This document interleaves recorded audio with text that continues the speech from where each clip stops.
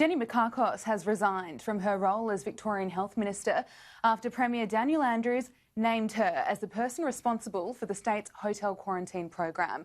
The Premier says he didn't ask her to resign, but wouldn't say whether he would have requested it had she stayed on. Less than a day after being singled out by Premier Daniel Andrews. Does it concern you, Premier, that the Secretary of the Department and the Minister who you've given evidence you saw as having accountability seem to have not seen themselves as having accountability in the same way? Yes. Ms Mikakos resigned not only from her position as Health Minister, but from Parliament altogether. Not because of her role in the botched hotel quarantine program, but because of the evidence given to the inquiry. Ms Mikakos taking a parting shot at the Premier in a strongly worded statement. "I have always put everything into my ministerial responsibilities. I have never wanted to leave a job unfinished, but in light of the Premier's statement to the inquiry and the fact that there are elements in it that I strongly disagree with, I believe that I cannot continue to serve in his cabinet. I am disappointed that my integrity has sought to be undermined." Ms Mikakos resigned this morning. I believe that was the appropriate course of action for her to take. This less than 24 hours after the Premier expressed full confidence in her, refusing to explain what had changed or why he thought it was appropriate. Well, again, I don't want to be getting ahead of a process that I appeared before yesterday. There'll be a report and I'll leave it to the report.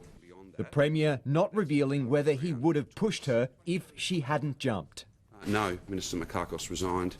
I didn't have an opportunity to put that to her, but as I've indicated to you, I believe that was the appropriate decision. Even disagreeing with her version of events. I don't know that this is a consequence of evidence I gave yesterday.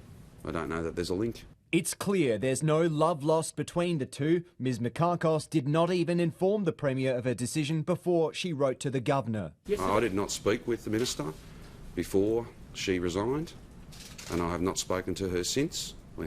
She sent me a text. Martin Foley, previously the Mental Health Minister, has already been sworn in as the new Health Minister, faced with the unenviable task of getting up to speed on the portfolio in the midst of a global pandemic.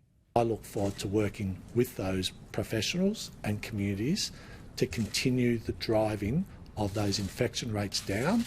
Labor will also need to fill Ms Mikakos' seat in the Victorian Upper House. Given the party review currently being undertaken, her successor will be chosen by the National Executive. But we'll have a replacement into that seat in the Legislative Council. It will be my expectation that we would be able to have that finalised before the Parliament next meets. Premier Daniel Andrews has conceded that he is ultimately accountable for the hotel quarantine program, but he's ignoring calls to resign, saying he's still got work to do.